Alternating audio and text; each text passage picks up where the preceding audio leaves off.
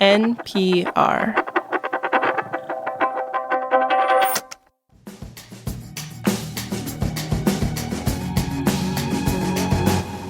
Ned Hayes is a novelist. He's written 8 books, and a few years ago he was reading to a book group in Portland, Oregon. Ned was narrating his novel he'd labored over, The Eagle Tree.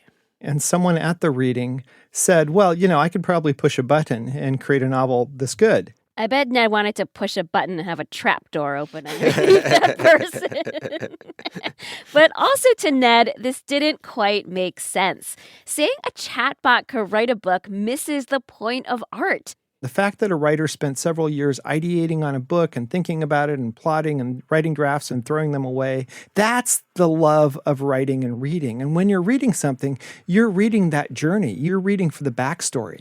So in a world of more and more AI art, Ned wanted to know how someone could prove to the world that they created their artworks themselves. This is The Indicator from Planet Money. I'm Darian Woods. And I'm Waylon Wong. Today on the show, artists versus AI slop. We tell the story of how Ned Hayes took that comment from that reading group and devised a way to help human artists stand out in a world of automated art.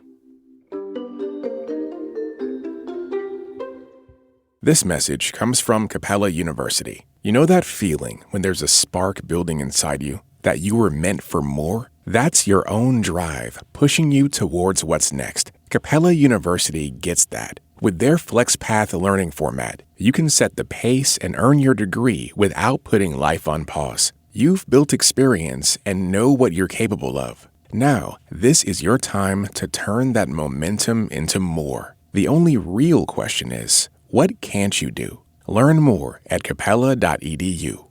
This message comes from Dell. Dell PCs with Intel inside are built for the moments that matter. Like a big project that can't be interrupted by an update. With long-lasting battery life, you can stay focused on what matters. Built for you.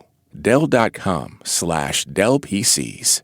This message comes from LinkedIn. Owning a small business comes with a lot of challenges and means juggling multiple things at once. It's even harder to do it efficiently. But with LinkedIn, you get all the tools you need to grow in one place. With LinkedIn, simplify your sales, marketing, and hiring so that you can actually run your small business. Learn more at linkedin.com/indicator show. To learn about tech standards, we can go back to the mid-1990s. Back then, the online community had a problem. A web developer would code a website, but they'd have to do it differently for each type of browser.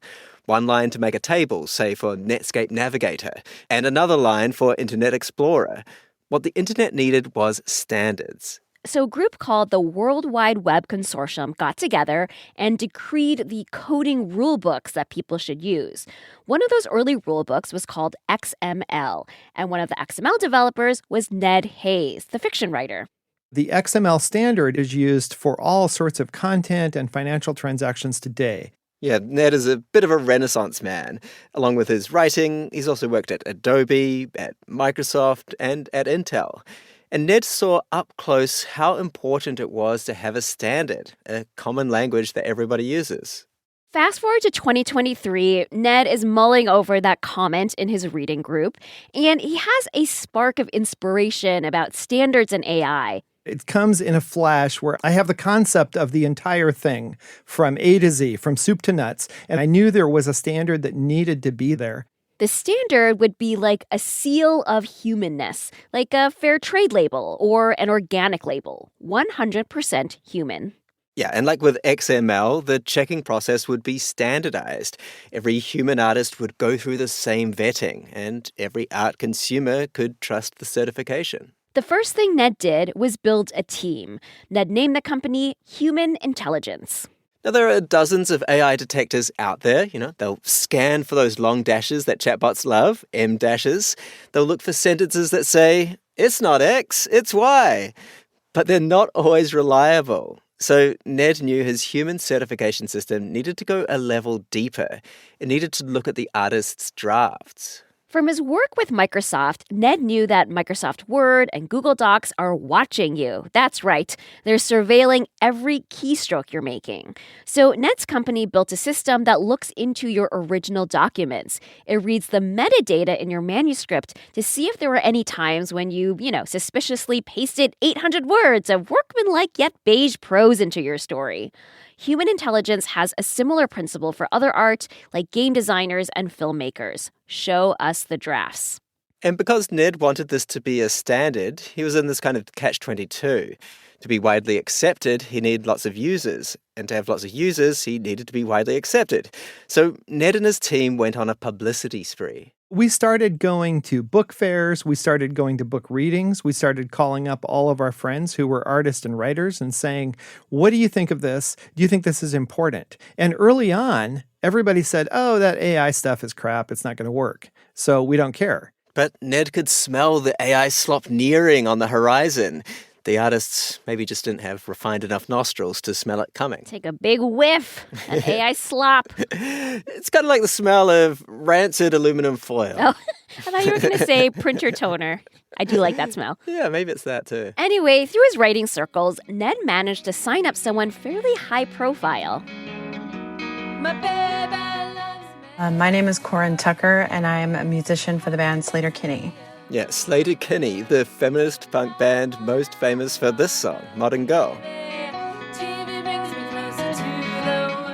When Ned asked if she wanted to verify herself as a human artist, Corin said it was a no-brainer. Artists care, and they want people to know the difference between, using a computer to write your music or write your book. It's a huge difference. Corin sees Ned's work as part of a wider dialogue that needs to happen between artists and AI companies. And if we don't have agency in this conversation, I think we'll be losing a lot. Corin thinks there's a big risk that a lot of art will be controlled by a small number of people in Silicon Valley. So Corin went through Ned's whole certification process. First, she showed proof of her identity. Then, under penalty of perjury, she had to attest that she was a real human. So then Corin got a little logo she could use. A capital H with a circle around it that verifies she's human. And now any new work would go through another process through human intelligence to confirm that it, too, is human-made. Like for a new record, she could send photos of her scrawled lyrics, early demos, and the final mix. And then, if Corin passes, she could print that capital H logo on that new album's cover.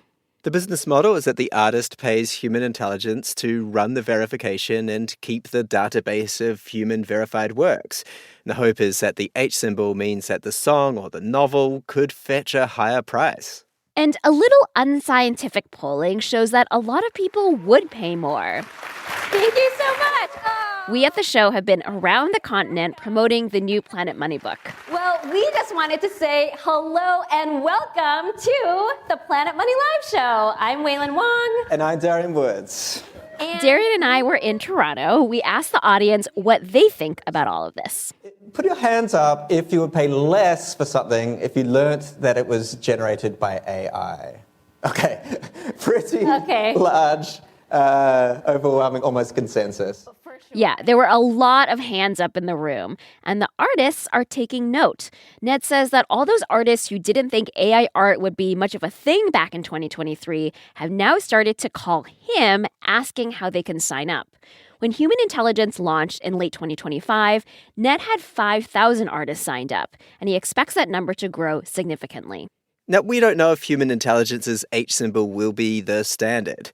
Like, the Authors Guild has its own human-authored certification. In fact, we don't even know if there will be a standard or just lots of companies verifying human-made work. Either way, artists are the ones bearing this cost, both in money and time to get the work verified. The current fee for human intelligence is $20. Yeah, so we wanted to go through the process ourselves and see how burdensome it might be for artists, and see if we would pass Ned's test. Ned got Human Intelligence's product lead at the time, Colette Alexander, to give us a Zoom call. We are talking today because I think we're going to verify that this Planet Money episode is made by humans. We promise we're not AI. Are you just going to... I don't know if pleading is effective, Waylon.